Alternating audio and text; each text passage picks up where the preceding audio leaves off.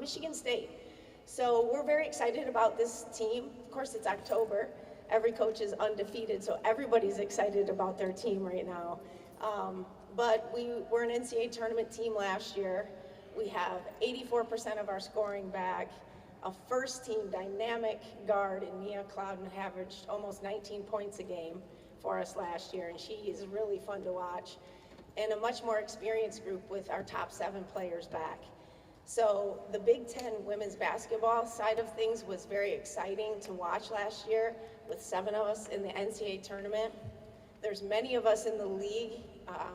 When we play at home, no question it is a home court advantage. And Michigan State, we're blessed to say, is one of those, as we've always been top 10, top 15 in attendance. So we're excited to bring our fans back.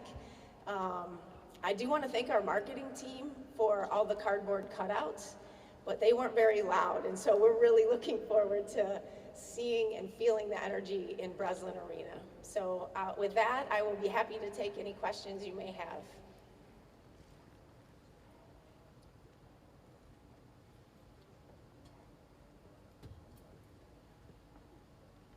Please raise your hand high so I can see you from up here, please.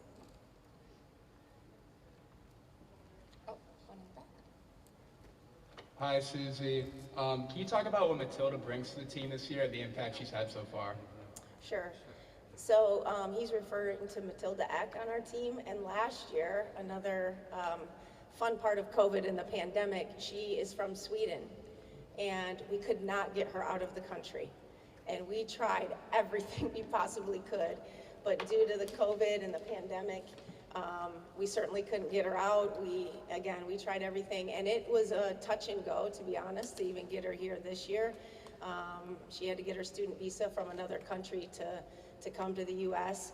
So on top of that being a challenge, what she brings to the team, she's a national team player for the Swedish team, and been doing that since she's been 17 years old. She's a typical European player. She can shoot it, handle it. She can be a 1, 2, 3. In our system, technically, she could even be a 4 if we needed her to be, but very dynamic, but very even keel, very experienced. So even though she's a freshman and the first time on our campus, you feel like she's a junior or senior, in terms of how she plays the game. So she's gonna add so much to our team this year. No question. Thank you for your question. Question from the back. Suzy, right here. Steven Strimming, XL Sports, Indiana Sports Network. Suzy, you've never had a losing season at Michigan State, and talk a little bit about that, but also talk about how well you recruit guards. I mean, Haney, McCutcheon, Clouden. What makes Michigan State a place to go to if you're a point guard or a shooting guard? Yeah, and I would add Tori Jankowska to that list as well. I mean, Ariel Powers was a 2-3 man, a little more 3 for us when she played.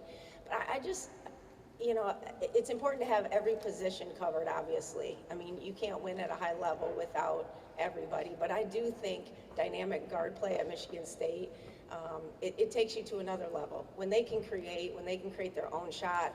So for us, when we go out and recruit, we have the opportunity to share with them, hey, these are the kids that have gone to the league, they've won at high levels, not only here, but certainly in the WNBA.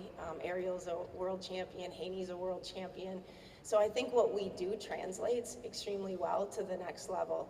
So I think being able to share that with all of the recruits, but you're right, we've had some high motor, tough, like our guards, the ones we look for are really gritty, tough, aggressive. They don't back down. They look forward to a challenge. And I think on top of that, you have that skill piece, obviously, that goes with it. And I just think it's such a good connection. I think Tom's done a good job of that with his guard play at Michigan State as well.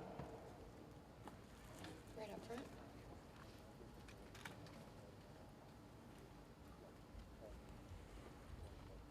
Hi, Coach. Ryan from Greater Than the Game.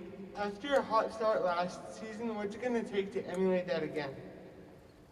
After the hot start, is that what you said? Okay.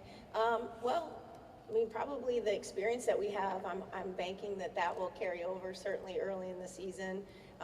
especially, we're going to have some road games, and certainly we have Notre Dame at home, which is going to be a great opportunity for us to test ourselves from early in the season, I guess. But I really, I got to look to Nia Clouden. At the end of the day, leaders matter and experience matters. And she's 19 a game and a first-team all-conference player. And when she goes, we go. And so really putting the team on her back, but also with the experience we have, I expect us to do well. I think we're further ahead right now after 8 days of practice than we've been at any time, really, especially on the offensive side of the ball.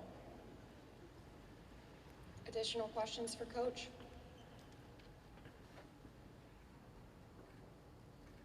In the back? Have you named captains yet, or is that still an unresolved issue? Yeah, we haven't named captains yet. In fact, last year, just due to the pandemic, we did a captain for the week, just to kind of see there's different responsibilities they had with the team that week, and I think that helped really extend some ownership to our team, and it's really developed some opportunities too, and I'm not sure exactly who that is going to be, and I haven't named that yet. I definitely believe Nia Clouden will be one of those captains for us, but in terms of what we're going to do beyond that, that's not something that we've really put a stamp on yet.